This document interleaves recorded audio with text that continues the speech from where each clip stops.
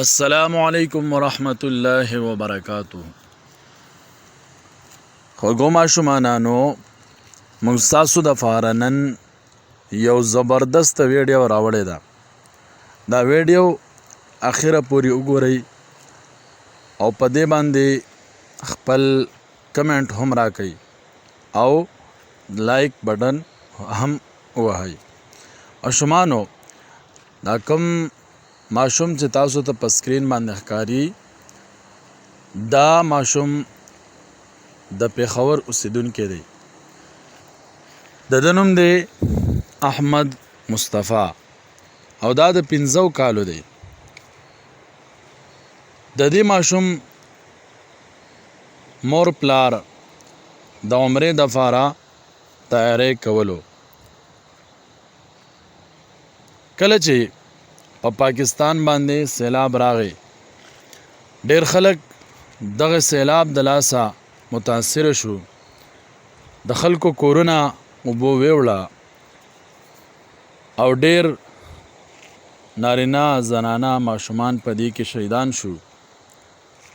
سامانونه د خلکو اوبو خراب کړه او د هغې دپاره په ټول ملک کې د چاندو او د امداد سلسله شروع شوه. پېښور کې د پېښور دکاندارانو په قصاخانۍ بازار کې د مدد دپاره د متاثرینو یو کیمپ ولګو. احمد مصطفی ماشوم خپله وړه خزانه په خپلو وړو لاسونو کې راواغسته او دغې امدادي کیمپ ته راورسېدو.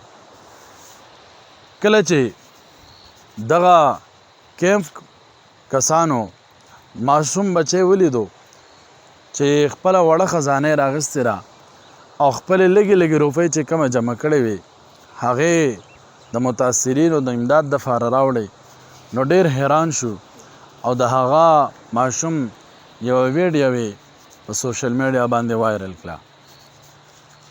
کله چې دغه ماشوم دا یو بهترین کار او دا یو بې مثاله قرباني په دې ماشوموالي کې، کله چې د دې ماشوم دا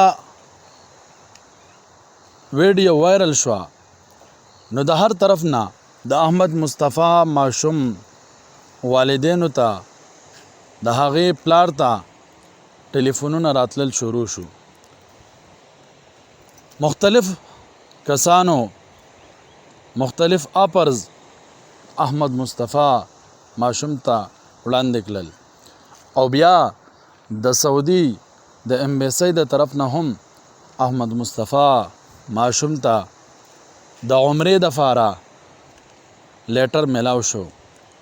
دغه احمد مصطفی ماشوم چې د پرون ورځې پورې هیڅ چا نه پیژندلو چې احمد مصطفی څوک دی، خو د خدمت خلق د دغې جذبې په برکت چې ماشوم دی، خو بیا هم د خپلو مسلمانانو وروڼو د درد او د تکلیف احساس ورسره او خپله معمولي خزانه په دې ماشوموالي کې د هغه سره دومره احساس ورسره چې خپله جمع کړې روپۍ د متاثرینو په امدادي کیمپ کې جمع کړي.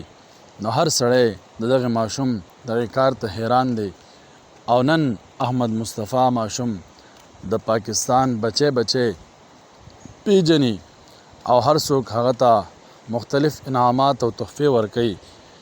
خوږو ماشومانو، په دې کې زموږ او ستاسو دپاره هم یو میسج پروت دی چې څوک د الله د مخلوق خدمت کوي، الله د مخلوق سره مدد کوي، نو الله جل جلاله هغې ماشومانو ته هم ډېر لوی عزت ورکوي.